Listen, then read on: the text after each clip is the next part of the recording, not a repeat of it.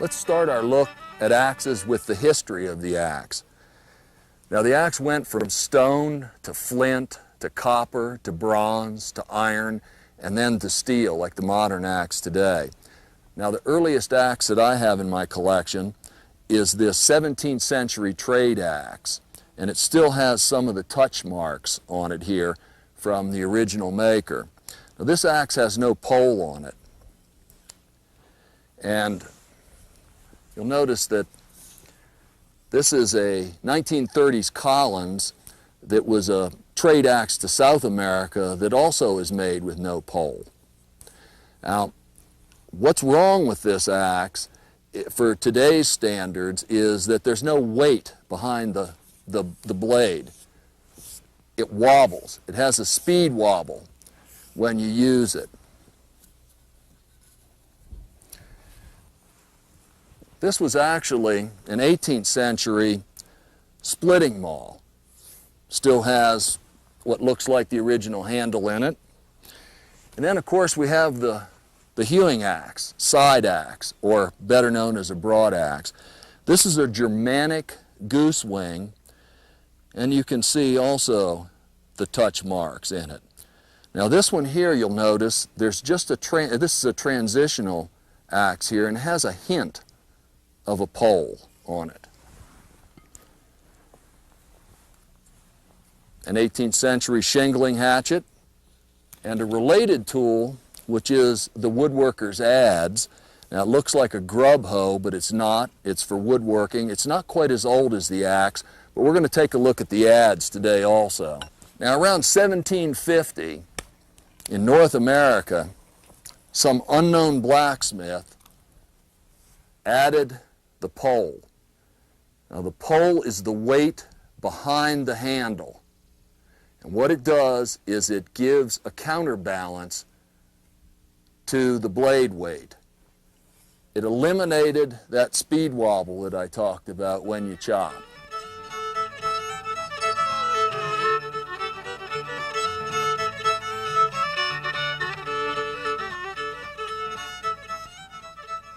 We just had this single bit, or pole axe, because of the pole. And this is a good old true temper. As a matter of fact, my father gave me this axe when I was 14 and went into the woods. Now it's hung with a straight handle on it instead of a fawn's foot or a curved handle. It's a jersey pattern. It's my personal favorite as far as a pattern goes because it has a short bit, wide cutting edge, and it also has bevels ground in it, which are for easy release in sticky wood. This one here is a Michigan, and it's got a rounded pole on it, a little bit longer bit, a little bit fatter.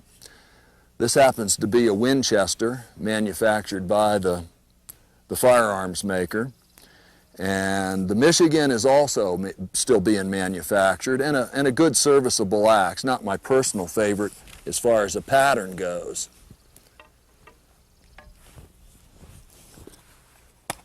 The last one that's really still around is called a Dayton pattern, and this is a 4-pound Dayton. It's square. You notice it has a large pole on it, a long bit, and it has the fawn's foot handle. You probably noticed that the different head patterns are more or less geographic. And that's because early development of the axe was by blacksmiths in certain geographic locations and also to suit the timber in those locations. Like a Michigan axe was well suited to the timber in Michigan. This is an Australian axe. It's an Australian wood axe, but the head pattern is very much like a Connecticut. It's not one of the competition axes, and we'll look at a competition axe in a minute. But it's about a 6-pound with a straight handle, still being manufactured today. And as always, we should say a word about safety with an axe. You should always wear eye protection. These are safety glasses. You notice that I don't wear gloves. I don't wear gloves because I need purchase or a grip on the axe handle. When my hands get sweaty, I can't get that with gloves. but there are times when gloves, leather gloves, are appropriate. Now, your axe should always have a good leather sheath on it, and you should wear good leather boots, and remember, a sharp axe is a safe axe. How about some double bits here? This is a cruiser head pattern. It's 2.5 pound with a 28-inch handle on it, and it's very convenient to carry in the woods with you. That head pattern is still being manufactured. There are only a couple of double bit patterns still around. Used to be a lot more. This is a Michigan double bit. It also is a true temper, Kelly Perfect, has the bevels ground in it. You'll notice it sort of has the same round configuration that the single bit Michigan. The last double bit is a Western pattern, and the one we use most out here in Montana. You'll notice that the Western has a little bit of an upsweep to it. This one also has the bevels ground in it, and it is a Council Tool Company, which is a manufacturer out of North Carolina that's still making good quality axes. It's called the Classic line because of the bevels here. This one has an octagonal handle on it, also a slim tapered octagonal handle. One last axe to show you is a full-blown Australian competition. This is a Tuatahi, and it's used in competitive work. It's very thinly honed here and would not be good for woods. Now there's a few other shorter axes. This one is generally known as a boy's axe with a little 26-inch or 28-inch handle on it. What I use this for is, I use this for years as a wedge driving axe in the timber felling process. On the back cut to drive the wedge, it has a nice heavy pole on it. Now the pole on an axe is there for the weight, and it's not meant to drive steel or iron, pins, wedges, whatever. The wedges that we drive with this are either wood or modern plastic wedges, so it doesn't do damage to the axe. This is a little Swedish axe manufactured by, and I hope I'm saying this right, Grand Force Brunks. That's close enough. It's good Swedish steel. When I sharpened it, I could tell it takes a really good edge, it has good temper, and I think they call it their woodsman pattern. It might be a good choice for you.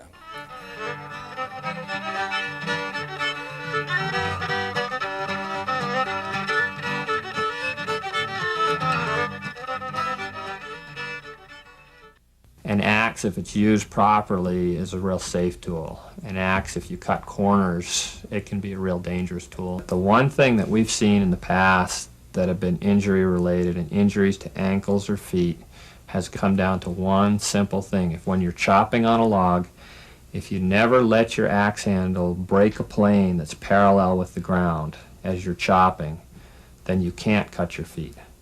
And the only time we break that rule is when we're chopping with the log between our body and the axe head. If you've already made the decision to chop the log, the first thing I do again is look at the log, figure out what I'm going to do with it. Where's the best place to chop it?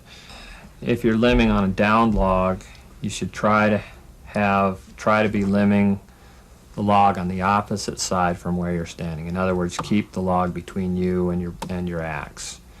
The second part is when you're limbing, a lot of times you'll see that the axe head goes through some of the limbs really easy, so it's pretty easy to get wild in a situation like that. So you should be really clear on where other people are, and you should be really clear on where your swing is going.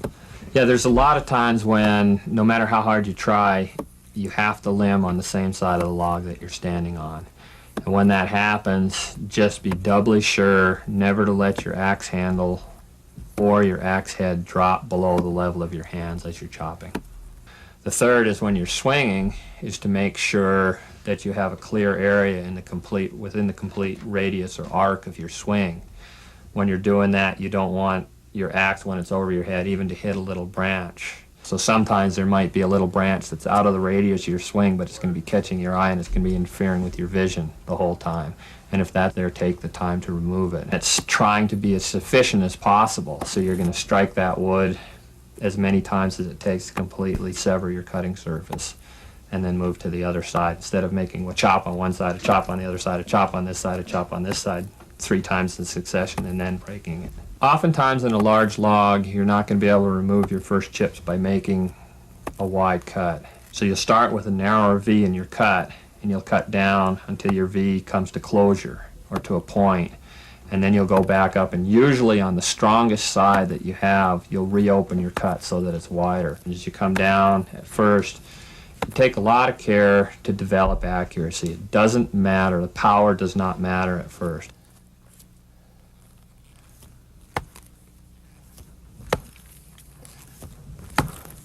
Again, I'm flexing at the knees, especially when I get near this part of the cut, so my axe handle stays parallel. So work on your accuracy as you're coming down. And only after you have that balance and that accuracy, then power becomes the third part of the equation. Wait until you're good at chopping before you try to put power into it. A lot of times when you're swinging and you pick the axe up and it goes back past your head on either side, and you'll catch out of the corner of your eye a little chip of wood that's stuck on the axe blade. You should not try to power through that chip. When you try to power down through it, it can deflect your axe and you can end up with an injury.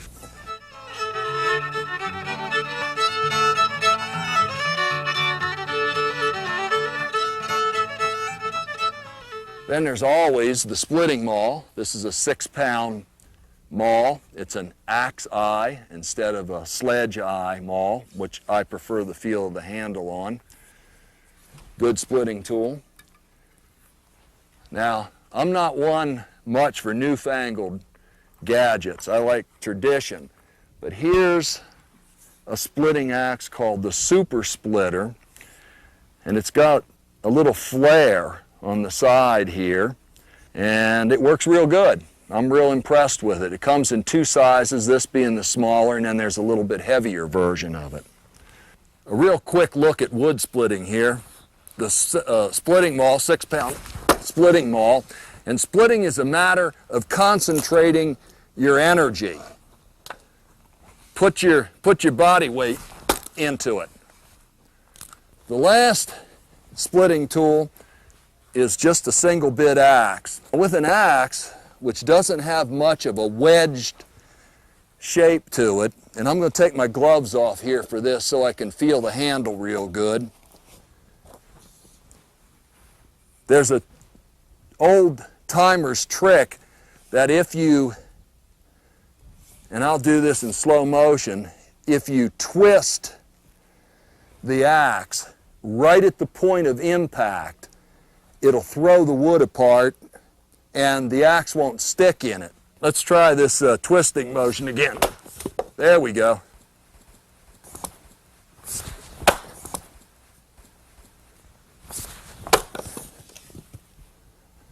Man, I'm hot now.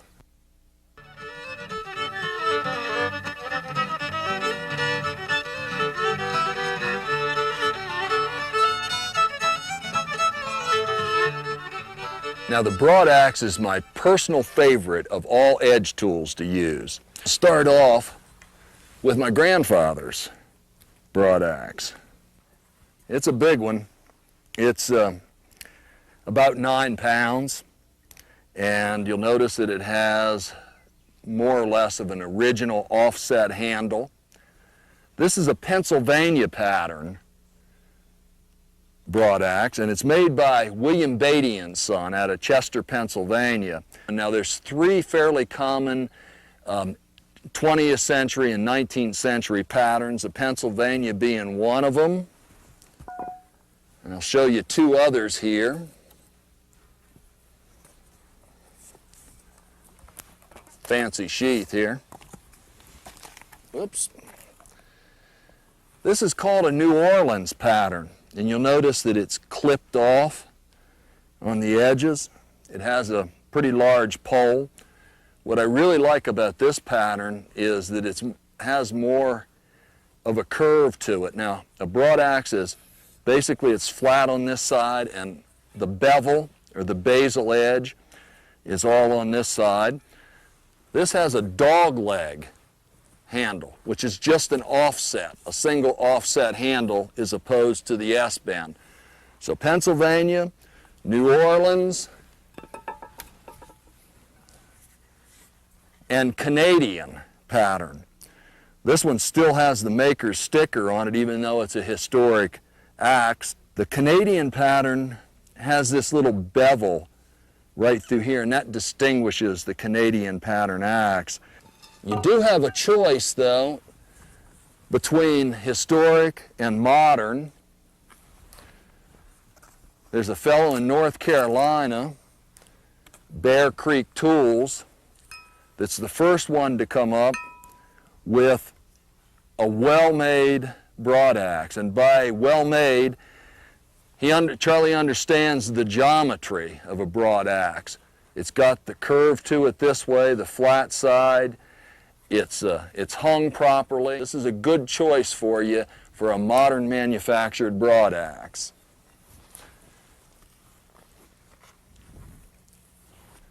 We're back to the Swedish tools here. And this is a European or a Swedish broad axe. Now it's a knife edge. It's beveled on both sides. I tried this and it works quite well, actually.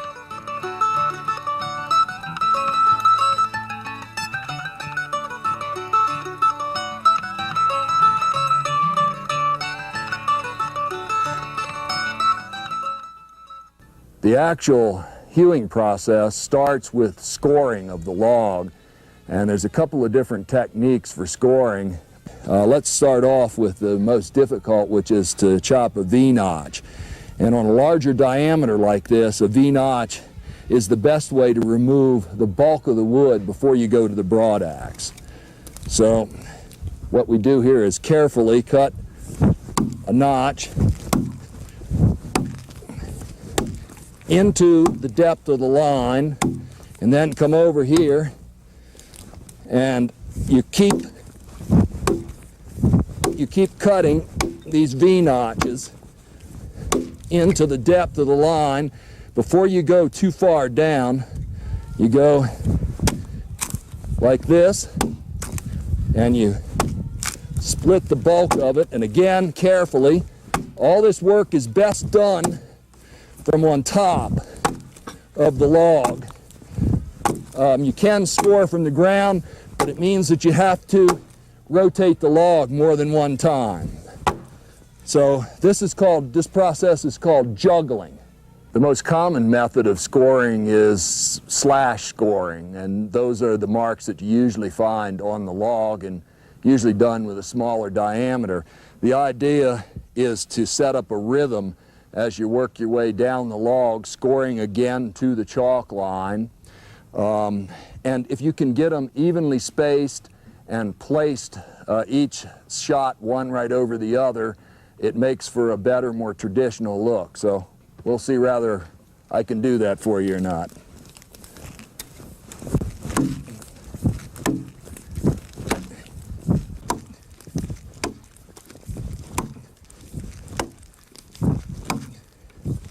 That's the slash scoring process, and we're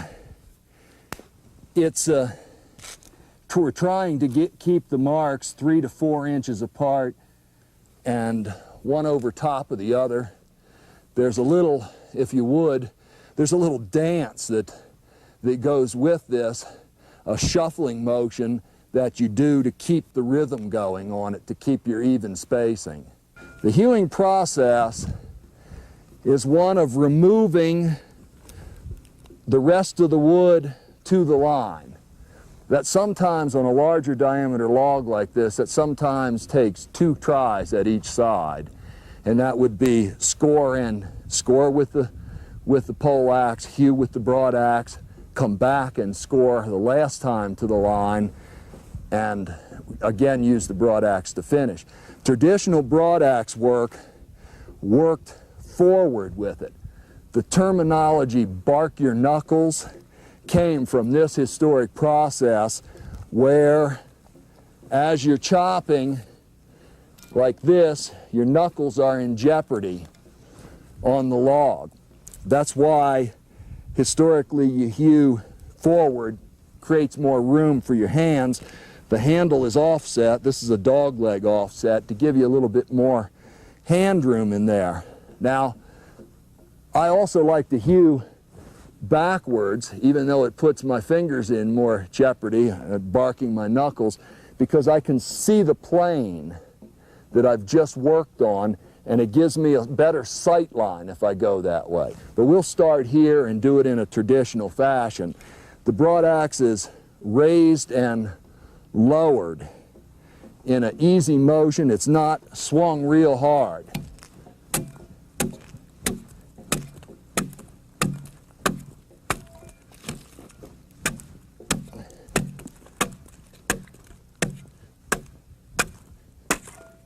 I should mention that historically, and even today, it's necessary to work on a green stick. This process doesn't work very well at all on a dry log. It just splits it out. So you can see I'm working forward with the process here. The finished product, after it's dressed off, you're taking thin shavings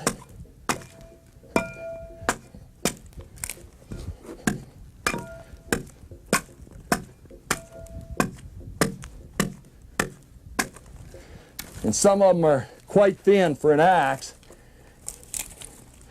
and it leaves a fairly smooth surface with just a hint of the scoring marks left in it. When you're using the broad axe, if you miss, especially on these thin shavings, sometimes the axe will go on by. Let it go on by. Don't let it go into the dirt and the rocks. The wood chip buildup will save the edge, but don't try and pull a missed shot like that. These axes are heavy enough as they are. If you do it all day long, your forearms will be burning. Actually, your forearms will be burning at the end of the day anyway with this, because it's mostly forearm work. So don't pull it, and if you get a chip stuck on the axe edge, when you're going, stop and remove it, otherwise you'll get a glancing blow. And you should keep this leg tight, and I'm hewing right-handed right now. Keep this leg tight and this leg out of harm's way.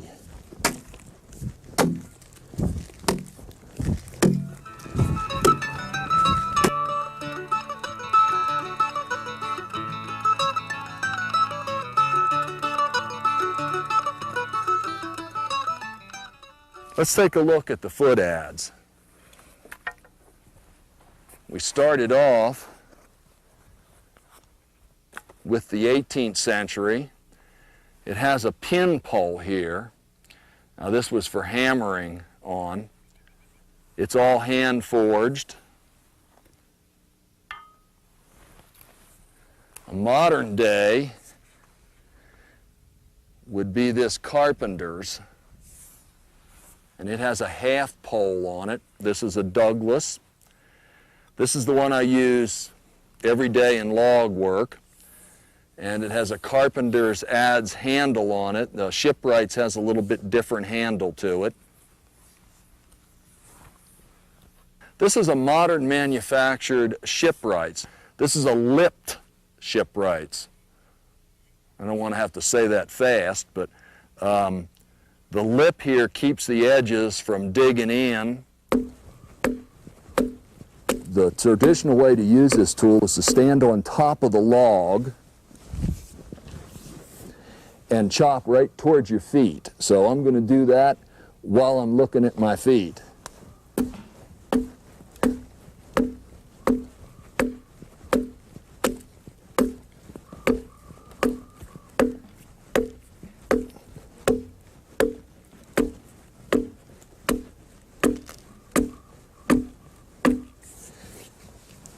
The adze is actually a plane. It's a dressing tool that takes down the surface.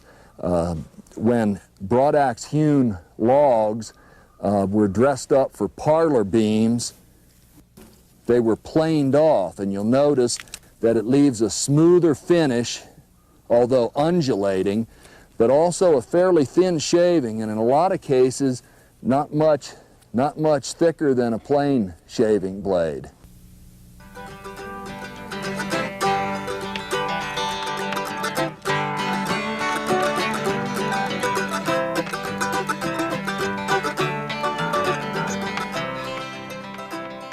How about we look at some hatchets? Hatchet is just a shorter version of the axe. Since we looked at double bits, here's a little double bit hatchet. It's about 1.5 pounds. Good little camp tool. Hatchets have different head patterns for different purposes. More than geographic names, the name relates to the use. This is a claw hatchet, and you can see it has a nail pulling claw to it. This is one of my favorites for rough log construction. And then we have a broad hatchet. Like the broad axe, it's beveled on one side, flat on the other side. Unlike the broad axe, the handle is straight in it though, and it's a small hewing tool. Shingle hatchet has a flared bit on it. You'll notice that this particular make has the bevels ground in it for release. And then we have your hunter's axe here, or hunter's hatchet, and it has a nail pulling device here, which is useless in my opinion, doesn't work well, but the shape of it is very much like the Michigan or the Dayton axe pattern. This is an odd thing that appeared for a number of years and only by True Temper, and it's called a Tommy axe. It has a head shape like a tomahawk. It has a pole for driving, and it also has a little claw on it for pulling. For more information on axes, we have an axe manual that's a companion to this video program.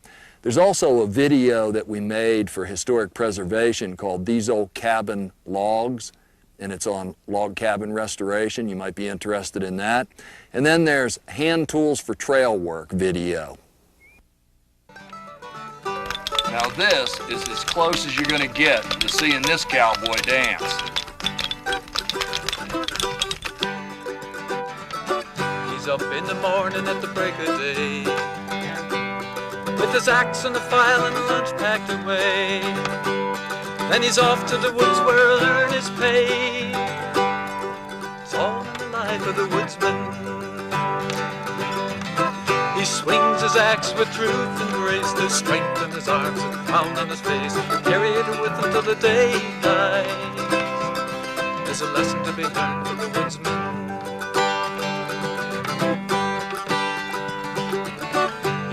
The handle shaped by his hands, up to the next tree firmly he stands.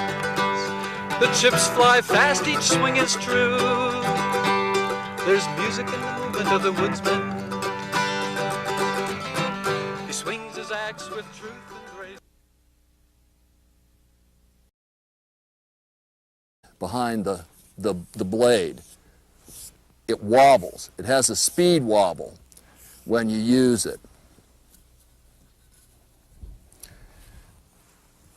This was actually an 18th century splitting maul. Still has what looks like the original handle in it. And then of course we have the hewing axe, side axe, or better known as a broad axe. This is a Germanic goose wing, and you can see also the touch marks in it. Now this one here, you'll notice there's just this is a transitional axe here, and it has a hint of a pole on it. An 18th century shingling hatchet, and a related tool, which is the woodworker's adze. Now it looks like a grub hoe, but it's not. It's for woodworking. It's not quite as old as the axe, but we're going to take a look at the adze today also. Now around 1750 in North America, some unknown blacksmith added the pole. Now the pole is the weight behind the handle. And what it does is it gives a counterbalance to the blade weight. It eliminated that speed wobble that I talked about when you chop.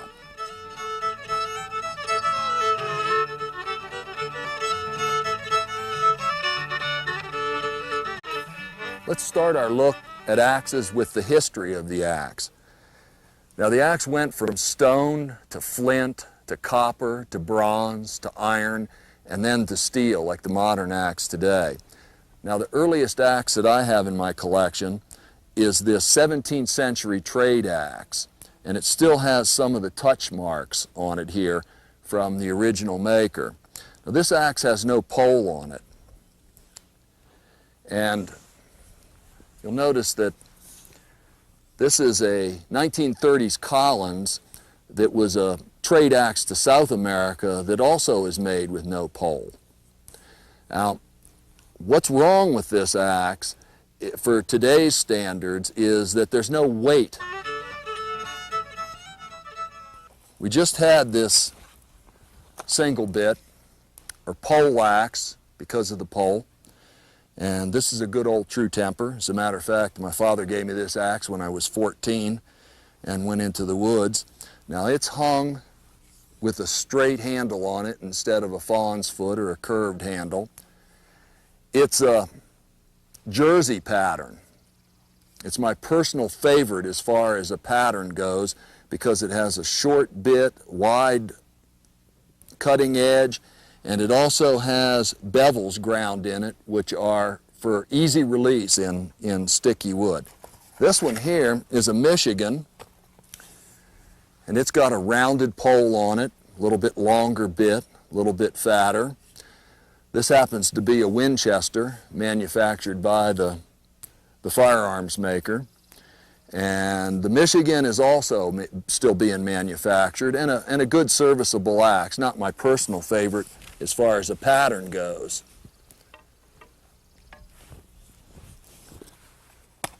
The last one that's really still around is called a Dayton pattern, and this is a 4-pound Dayton. It's square. You notice it has a large pole on it, a long bit, and it has the fawn's foot handle. You probably noticed that the different head patterns are more or less geographic, and that's